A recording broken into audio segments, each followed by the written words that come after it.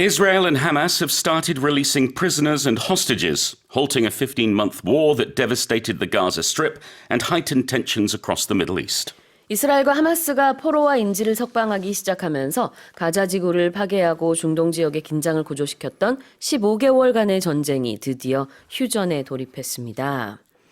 I think the whole world has been waiting with bated breath Yep. for a ceasefire. You know, it's gone on so long and there have been so many deaths and so much worry about the hostages, but now we have progress. Yep. So on Sunday, the first official day of the ceasefire, we saw 3 Israeli hostages being freed. And I don't know if you saw the very emotional videos, not just of these women meeting their families again, but also of Israelis cheering and weeping outside the defense headquarters.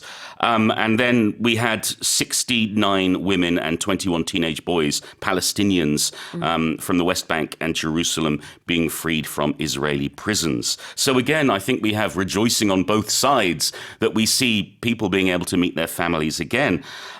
We'll have to see how long this ceasefire holds, of course, because it's always a very delicate business. It could collapse at any minute. However, 1, the fighting should stop. 2, aid is going to be sent into Gaza, and then we'll see 33 of the nearly 100 remaining hostages going free over this 6-week period, and there will be something like 2,000 Palestinian prisoners also released. The issue is we don't know how many hostages are still alive, but at least at this point we're seeing some progress in this terrible crisis in the Middle East. This all started in October 2023. October 7th. October 7th, 2023 to be precise. And then about a month later, in November that same year, there was a brief ceasefire. However, that only lasted for about a week. Yes. And then it went back to war. So this time around, we're expecting and we're hoping that this will last a long time. They say 6 weeks at least. Yeah, that's right. 자, 이번에 진짜 15개월 동안 계속됐던 전쟁이 정말 휴전에 본격적으로 돌입했다라고들 보고 있습니다. 15개월 전, 그러니까 2023년 10월 7일 날 시작됐던 이 전쟁이 한 달 후인 2023년 11월에 잠시 휴전에 접어들긴 했었지만 그때는 일주일 정도밖에 가지 않았고요. 그 다음에 또 다시 전쟁이 이어졌습니다. 그러나 이번에는 이제 트럼프 대통령이 내가 취임하기 전까지 인질들을 석방하기 시작하지 않으면은 뭐라 그랬죠? 지옥문이 열릴 것이다. 이렇게 엄포를 내리는 바람에 사실 굉장히 빠른 속도로 진행이 된 것으로 분석이 되고 있고요. 그리고 이제 앞으로 한 6주 동안 인질과 포로들이 계속해서 석방이 될 것으로 보여집니다. 지금도 벌써 수십 명이 일단은 석방이 됐습니다. All right, so let's have a look at this expression here, to halt something. Yeah, means to stop it, to make it stop. If you've ever watched police dramas, you might have heard American police officers shout, halt in the name of the law, meaning stop in the name of the law. 멈추는 거죠. Yeah, so we can deliberately halt something, Yep. or something can be halted by accident. For example, if there's an incident on the highway, traffic is halted and it won't move until the debris is cleared. 그래요. HALT, halt, 멈추다 이런 뜻이 있는데요. This latest ceasefire is halting the war. Yes. 15개월 동안 지속됐던 전쟁을 멈추게 하는 그런 휴전입니다. Well, the war devastated the region. Yeah, and this term devastated, we can use both physically or emotionally. In this case, we're using physically. If an area is devastated, it means it's destroyed or severely damaged. Yeah. We can talk about Gaza because of all the bombing. So now Palestinians may be trying to go home to rubble. Or we can talk about California where we had those awful wildfires and talk about the region being devastated by fires. If you've had a bad breakup, you might be emotionally devastated, really, really upset about what has happened. So it's a very strong word to use, and we don't use it lightly. It's a very serious, very strong word. devastate, D-E-V-A-S-T-A-T-E, 황폐화시킨다. 물리적으로든 심리적으로든 이렇게 완전히 파괴하는 거를 devastate 한다라고 말합니다. 다시 읽어볼게요. Israel and Hamas have started releasing prisoners and hostages, halting a 15-month war that devastated the Gaza Strip and heightened tensions across the Middle East. Let's move on to the next headline. Babies born in the new year and the following 14 years will form Generation Beta, a cohort set to navigate unimagined digital landscapes and witness the dawn of the next century. 올해부터 15년 동안 태어나는 출생아들이 일명 베타 세대로 불릴 예정인 가운데 이들 베타 세대는 이전에 보지 못했던 수준의 디지털 환경을 살아가며 다음 세기의 시작까지 보게 될 것으로 전망됩니다.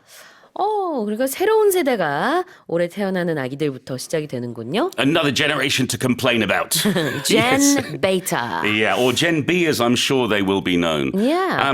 This is really interesting now that we've gone into the Greek alphabet. So we already have Gen Alpha. Those were born between 2010 and 2024. We now have Gen Beta or Gen Beta, Gen B, as I'm going to call them from now on. And by 2035, they're going to make up at least 16% of the global population. The good news for them is there's a good chance they're going to live into the 22nd century. I don't think we will, Sue, but they, if they were born in 2025, will be 76 when 2101 comes around. And the predictions we're seeing are that they're going to be living a life of AI and automation, that digital and physical life is going to be merged in everything, school to work to healthcare to entertainment. I don't know how much of our lives are going to be merged with that. We shall have to wait and see, but certainly it's not all going to be ice cream and gravy. There's going to be problems as well, and that is specifically climate change and global population shifts, as well as rapid urbanization. Those are the three big issues that Gen B are going to have to deal with. Now, there's not like a set, a definitive definition of from when to where is each of the generations, because I found that different sites and different newspapers and, different organizations, they have slightly different definitions for the years that classify you into which generation you belong to. It's very true. I think there's really only one date we can be sure of, and that's 1946 for the baby boomers. Yes, that which one. is the end of the Second World War. That's when right. suddenly we had a huge burst of population. So the baby boomers we know. The others, Yeah. I'm never sure. Am I an elder millennial or am I a young Gen X? How do you identify yourself? I'm neither. I don't feel fall like in you're between either. the gaps. Okay, yeah. Because whenever I read an article, it feels like it's not talking about me. And to be honest, it doesn't really matter. I think sometimes if we put ourselves into these brackets, we can separate ourselves from the younger or older people around us. The point is we're all living together and we all need to get on. And I really don't like it when you see the boomers attacking Gen X or the Gen X attacking the millennials or the millennials attacking Gen Z. We just need to live our lives. So good luck, Gen B. Hope you have a good 2100. 네. 몇 년생부터 몇 년생까지가 각각의 이 제너레이션인지 정의가 조금씩 다르더라고요. 네. 지금 저희가 가지고 있는 자료랑 또 제가 포브스지에 있는 자료도 같이 보고 있는데 연도가 조금 달라요. 근데 어쨌든 이제 보면은 예전에 The Silent Generation이 있었고요. 대체적으로 이제 1920년대 후반부터 1945년까지 네. 그 다음엔 이제 전쟁 직후에 베이비 부머스 46년부터 64년 정도까지인 것 같고요. 그 외에는 이제 Generation X, Millennials, Generation Y라고도 불렀고요. 그다음에 Generation Z, 우리가 Gen Z 얘기 많이 하잖아요. 네. Gen Z. 그다음에 이제는 알파 세대, 베타 세대 이렇게 쭉 가고 있는 것 같습니다. 그래서 그 베타 세대가 올해 태어나는 아기부터래요. 이 베타 세대는 가장 큰 특징은 AI와 함께하는 태어날 때부터 그냥 AI 네이티브다 이런 말 하더라고요. 우리가 영어 네이티브 스피커도 있지만 이 제너레이션 베타는 AI 네이티브 세대입니다. For better or worse, we'll see how it works out. 네, 그래요. 자, cohort, what's that? Well, when we talk about Gen B, we talk about that cohort, which means it's a group of people that are similar or have a shared characteristic. So, for example, if I talk about Sue's cohort in school, it will be everybody who is in the same year as her or in the same class as her. So it's how we separate groups of people. It's often done by age, for example. We talk about a cohort in education, but it could be because you're all train spotters or you all like BTS or whatever it might be. We can put you in a cohort. 네. 또래 집단이 될 수도 있고 아니면은 공통 관심사가 있는 집단이 될 수 있습니다. 이런 그룹을 cohort, C-O-H-O-R-T라고 하고요. Can I just say I love our cohort of listeners? 그러네요. 우리 청취자분들도 하나의 cohort를 이룬다라고 볼 수 있겠네요. And our cohort of Bandy app users. Yes, that's right. And dawn of the next century? Dawn, we can use it literally to mean the start of a new day, but we can also use it figuratively to mean the beginning of something. So the dawn of a new century is when a new century starts. Dawn of the next century라는 것은 새로운 세기의 새벽이니까 새로운 세기의 시작이 되겠죠. 지금 2025년인데 2100년부터 시작되는 이 새로운 세기를 올해부터 태어나는 이 베타 세대부터는 다 보겠죠. Yeah. 네, 이렇게. 예. It'll be a dawn of a new year next Wednesday. Yes, what? A new lunar right. year. Yes, I forgot. So, come on now. Solal is around the Need to corner. wake up. Right. Okay. 다시 제가 읽어보겠습니다.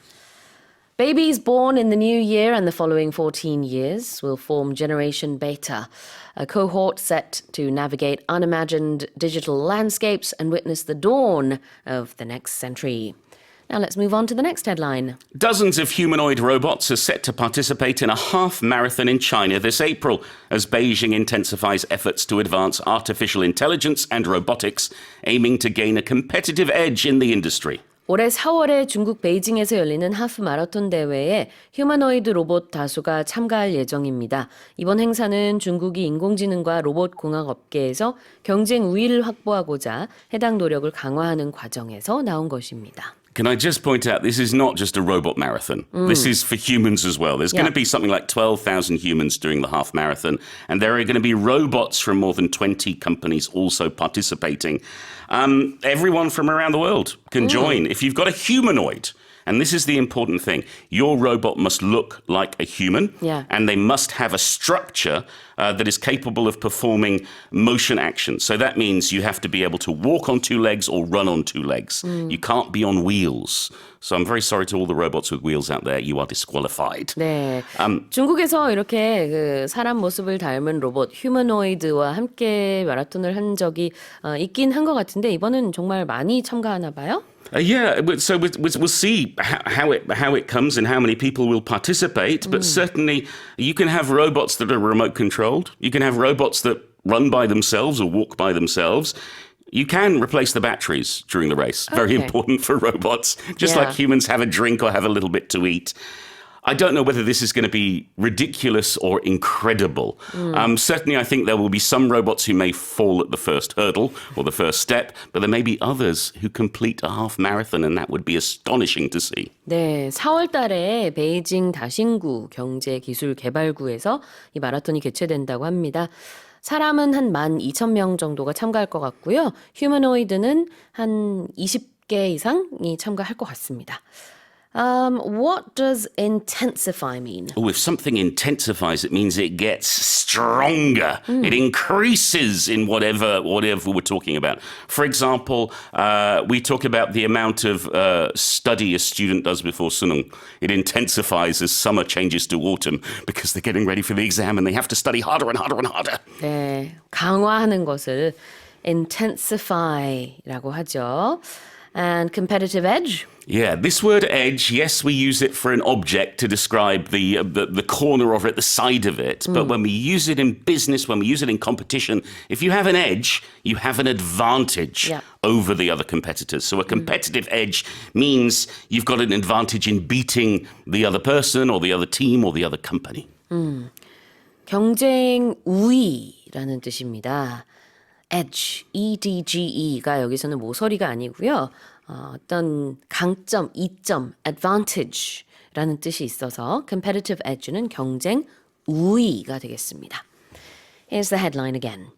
Dozens of humanoid robots are set to participate in a half marathon in China this April as Beijing intensifies efforts to advance artificial intelligence and robotics, aiming to gain a competitive edge in the industry.